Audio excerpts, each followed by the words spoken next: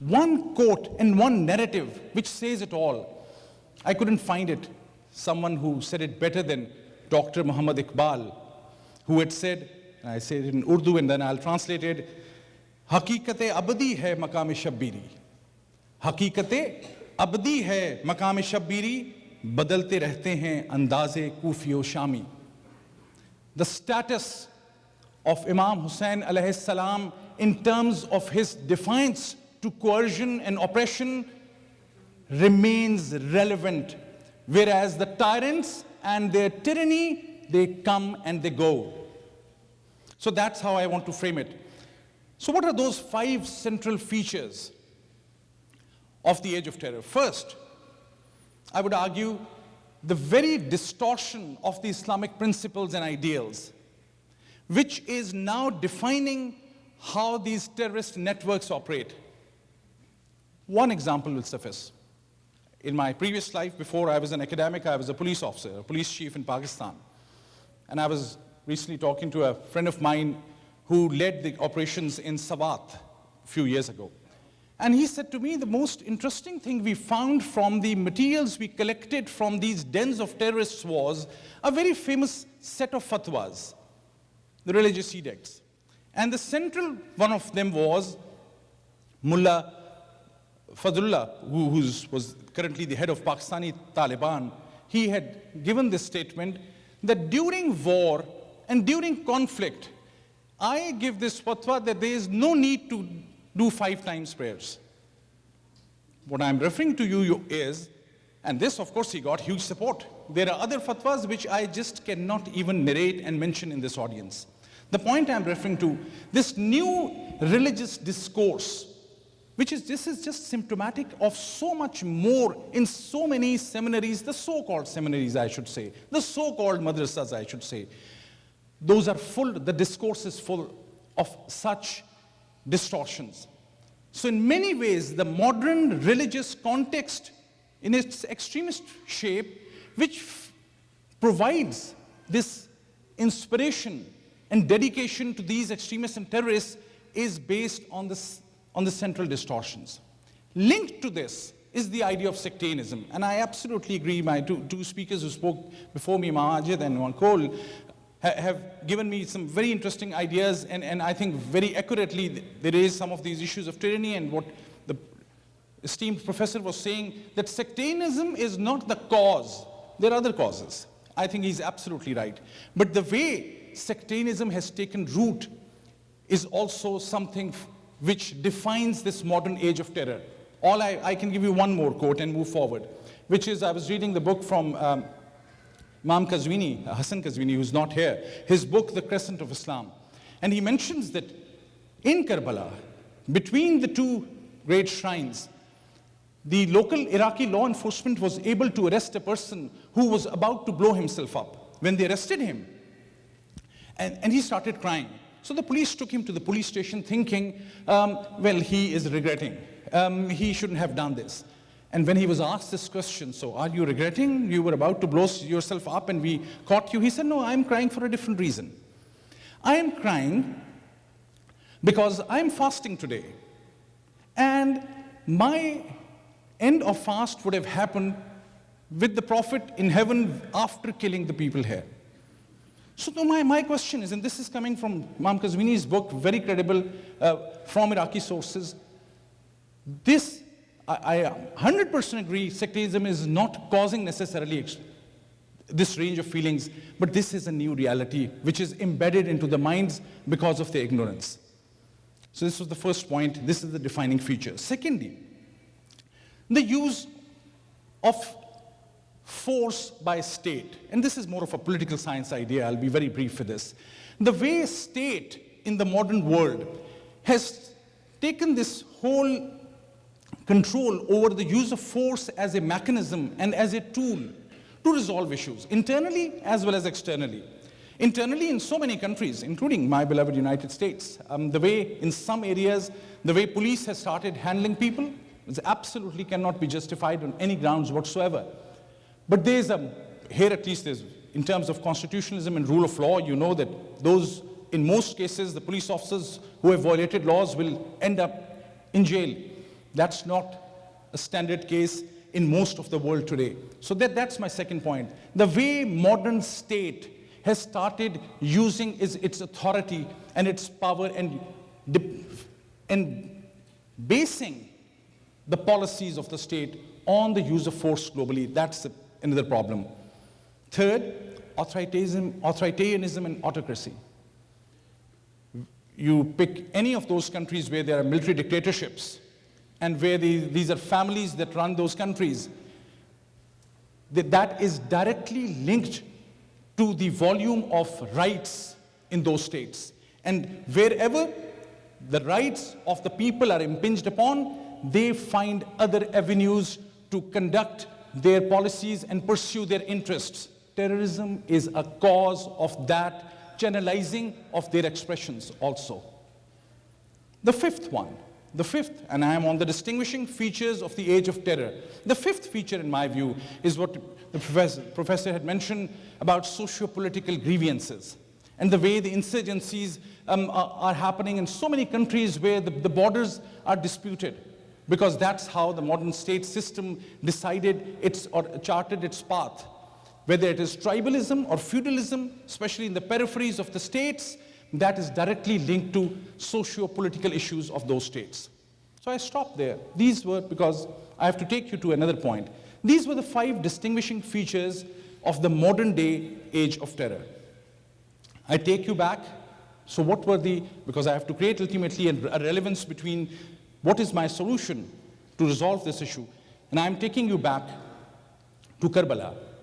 And first and foremost, I'll say that there's absolutely no doubt what, especially the verse that I had quoted from Iqbal, it's not only a part of belief, but it is so clearly written. The history pages indicate that the Taliban, Al-Qaeda, and ISIS, these are the new symbols of extremism and terrorism. There have been so many similar groups with different names before.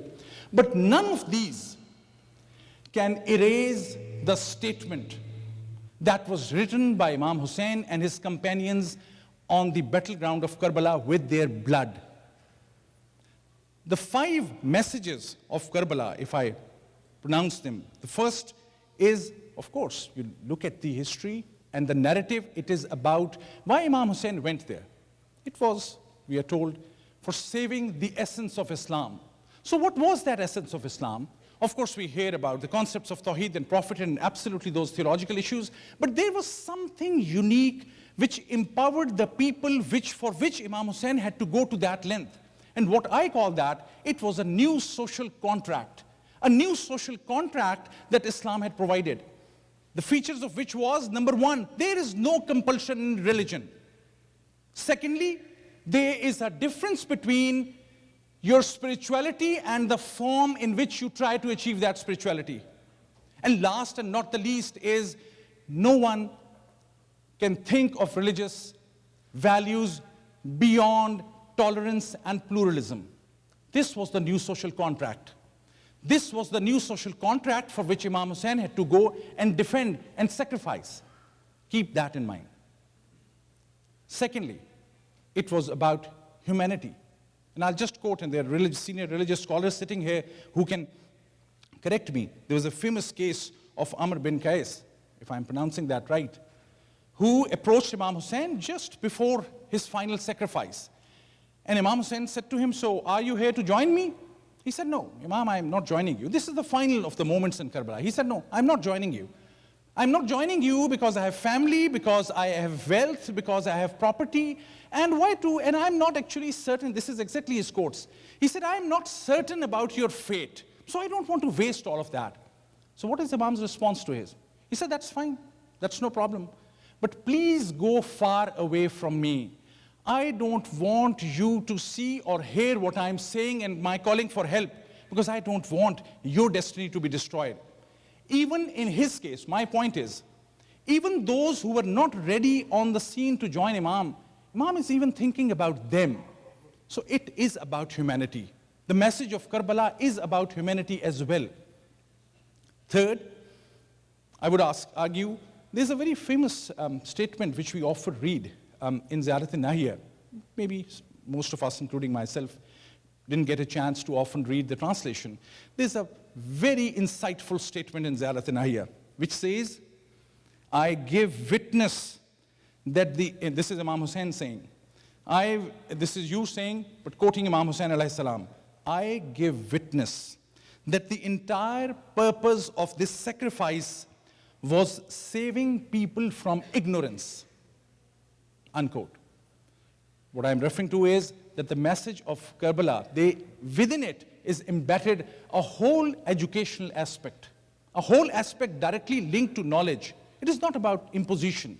It was about knowledge and your choice to opt for it or not. This was the third central principle message of Karbala.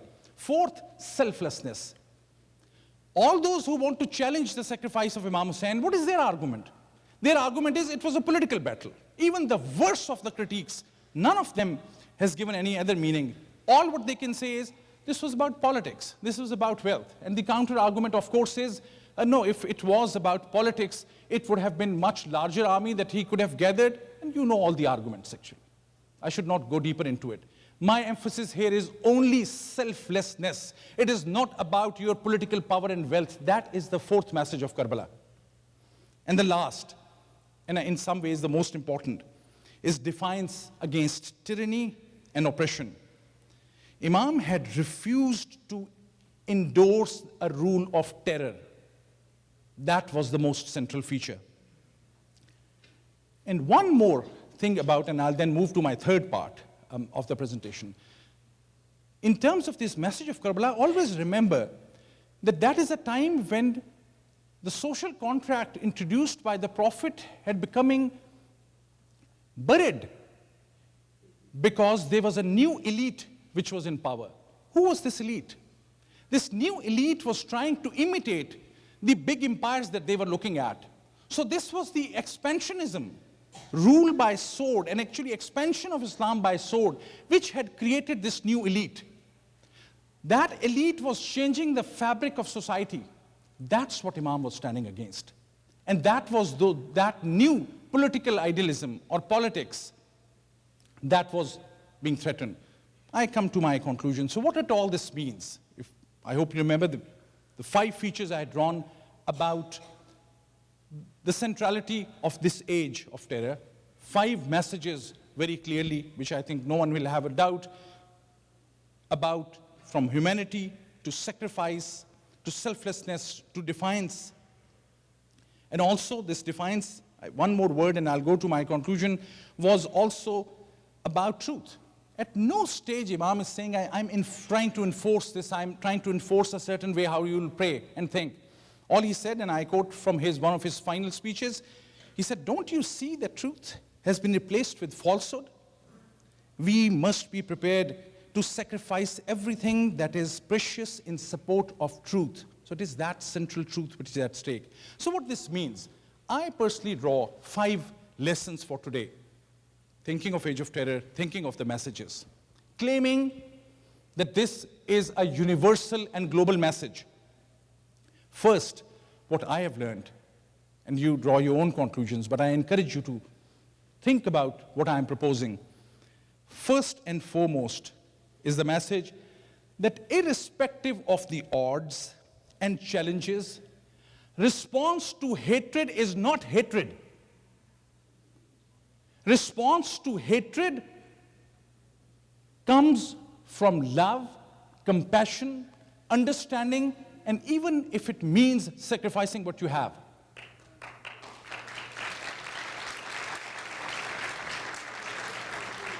Second implication, which is the implication for today for all of us, injustice in all its shapes and in all its forms have to be challenged. How will it be challenged? By taking up arms? No. You will challenge it by establishing justice where you can. If I cannot go and defeat ISIS in Syria, I will here try to make America more beautiful. That should be the approach. We are not responsible for where we cannot act. If it is about idea, if it was about space, if it was about logistics, if it was about armaments, you can go and compete in that way. But that's not the claim of Imam Hussein. His claim is about justice. His claim is about ideas. All you can do with ideas is to prove and show them that they matter. It's not quantity that matters. It is the quality of your discourse that matters. And that's what you can establish in each way, wherever you are. My third point. And this is not just for the purpose of saying, I really mean it what I'm about to say. The whole message of Karbala, there was one thing I missed intentionally in my 5 points. All those 5 things that I mentioned to you, ranging from justice and ranging from selflessness to sacrifice, how do you know about that? Have you read it in a PhD thesis somewhere? Have you been conveyed an audio or a video from those times that you know that this is what had happened? No. The message was conveyed by Bibi Zainab. Without the role of women, the message of Karbala is not complete. I'm not arguing it could not be conveyed.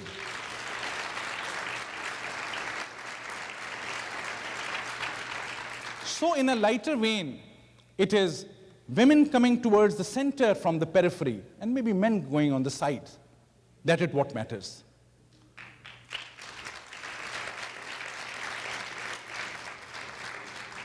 I was given 20 minutes, I'm on 13th according to my, so I'm about to finish. And last but not the least, is about taking the message. That's what all of you can do. Whosoever believes in the message of Imam, that it has to be beyond, it has to be taken beyond sectarian identity. If you box it in a certain narrative, in a certain cultural context, in a certain ritual, which is all fine. Which is all fine for different people from different cultures, from different languages. But if in any way or shape you will confine it, you will be doing the biggest disservice, I must say. I'll end my notion with a prayer of Imam Hussein alayhi salam on the day of Karbala. I don't know I'll be able to say that, but let me. Because we are facing, in so many ways, terror at the hands of extremists. When we say, I say, we as a Sunni, we as a Shia, we as a Deobandi, we as a Barelvi, we as Muslims. One way to respond is what Imam Hussein at the end, alone, standing alone after providing all the sacrifice, and the final moment he has to make his claim, just listen what he says. He said, "Oh Allah, it is in you whom I trust amid all grief. You are my hope amid all violence. You are my refuge and provision in everything that happens to me. You are the master of all grace, the essence of goodness, and the ultimate resort of all desire." Thank you very much.